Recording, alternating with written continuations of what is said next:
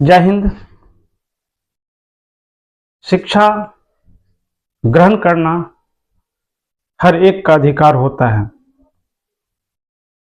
शिक्षा सबको मिले, इसका प्रयास किया जाना अति आवश्यक है और हमारी सरकार का यह कर्तव्य भी है कि शिक्षा की समानता और शिक्षा हर द्वार तक पहुँचे, हर एक व्यक्ति तक पहुँचे, इसकी जिम्मेवारी सरकार के साथ हम सभी व्यक्तियों की भी होती है। शिक्षा का तात्पर्य या उद्देश्य मात्र एक नौकरी प्राप्त करना नहीं होता है, बल्कि शिक्षा का उद्देश्य हमारे समाज में प्रत्येक व्यक्ति के सामाजिक जीवन के सुधार एवं अपने जीवन के उद्देश्य को सफल बनाने के लिए, उनके जीवन को सुगमता पूर्वक चलने के लिए किस प्रकार से उन्हें अपने जीवन को जीना है, इसके सुधारात्मक का एक बहुत बड़ा जो है उद्देश्य है शिक्षा का। हर व्यक्ति, चाहे वो आम या खास हो, चाहे वो किसी भी परिवेश परिस्थिति या किसी भी क्षेत्र के हमारे आम जन हो, हर व्यक्ति का सपना होता है कि उनके बच्चे शिक्षित हो। लेकिन जब अच्छी शिक्षा प्राप्त करवाने की बारी आती है अपने बच्चों की, तो एक सबसे बड़ा उनके सामने चुनौती होता है उनकी आर्थिक स्थिति। कभी कभी आर्थिक स्थिति के खराब होने के कारण वह अपने बच्चे को चाहकर भी अच्छी शिक्षा नहीं दे पाते हैं। आज इसी कड़ी में हम बात करेंगे एक महत्वपूर्ण योजना जो बिहार सरकार के द्वारा 2 अक्टूबर 2016 से चलाई जा रही है। मैं इसको इसलिए महत्वपूर्ण मानता हूं कि न जाने इतने सालों में ये योजना कितने ऐसे आर्थिक रूप से पिछड़े बच्चों के जीवन को संवारा है। समय समय पर इनमें बहुत सारे परिवर्तन किए गए, बहुत सारी सुविधाएं बढ़ाई गई। जी हम आप बात करेंगे आज 2016 से 7 निश्चय के दौरान चल रही योजना बिहार स्टूडेंट क्रेडिट कार्ड की।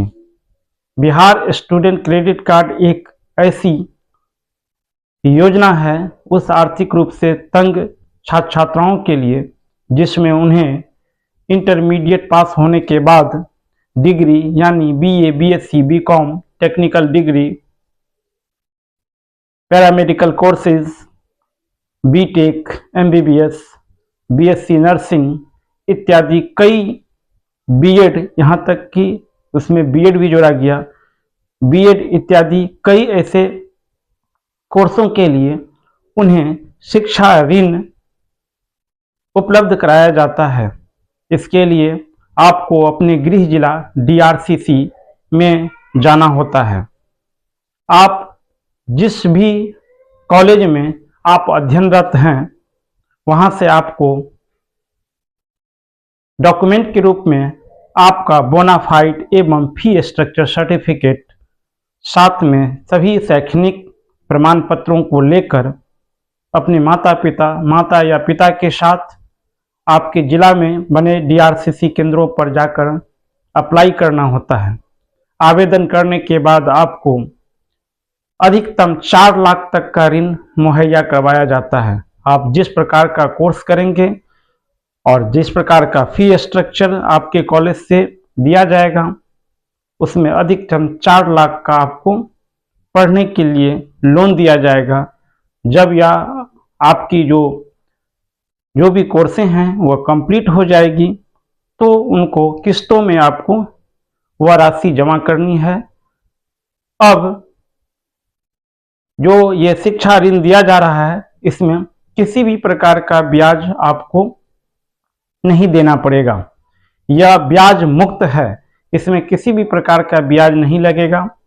2 लाख से नीचे आपको यदि ऋण दी जाती है तो उन्हें 7 वर्षों में समान किस्तों में आपको मूलधन जमा करना होगा। 7 वर्षों का समय काफ़ी होता है और जब आप कोर्स कंप्लीट कर लेंगे, आप की नियुक्ति प्राइवेट या सरकारी संस्थान में हो जाएगी, जहां से आपको इनकम आनी शुरू हो जाएगी, तो आप उन रुपयों को 7 वर्षों यानी 84 माह में समान किस्तों में आप जमा करेंगे। यदि आपने 2 लाख से अधिक की राशि ऋण के रूप में ली है तो उन्हें 10 वर्षों में आपको जमा करना होगा। इसमें किसी भी प्रकार की ब्याज नहीं लगती है और इसमें किसी भी प्रकार के जाति की कैटेगरी जो OBC, general, SC, ST, BC, EBC जो है, किसी भी प्रकार का जो है इसमें निषेध नहीं है। हर कैटेगरी के आर्थिक रूप से पिछड़े छात्र छात्राएं इसका लाभ उठा सकते हैं। ये हर एक वर्ग के छात्र छात्राओं के लिए हैं जिन्हें पैसे के अभाव में अच्छी शिक्षा प्राप्त नहीं कर सकते हैं। तो एक बेहतरीन योजना है, इसके सहारे आप बिहार स्टूडेंट क्रेडिट कार्ड बनाकर इससे लोन लेकर आपका जो सपना है वह पूरा कर सकते हैं और इसमें किसी भी प्रकार का ब्याज नहीं लगेगा। इसलिए अपनी इच्छाओं को, अपनी आकांक्षाओं को, अपने लक्ष्य को आपको प्राप्त करने के लिए अब रुकना नहीं है।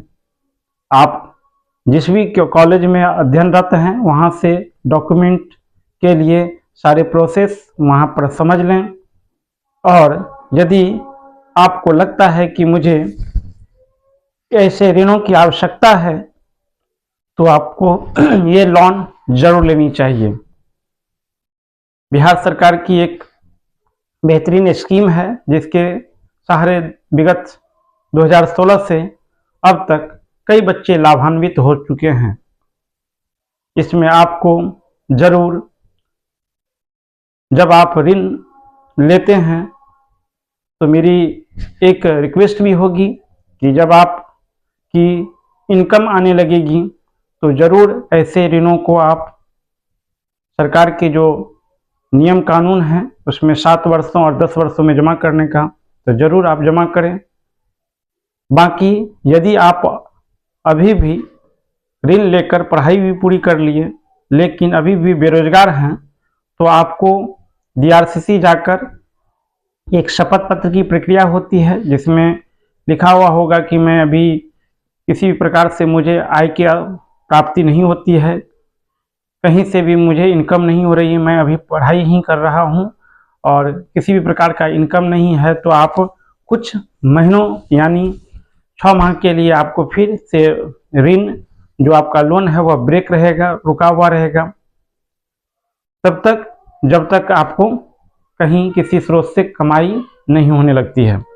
तो ये तो बात का प्रोसेस है, लेकिन एक अच्छी योजना है, इसका लाभ उठाइए।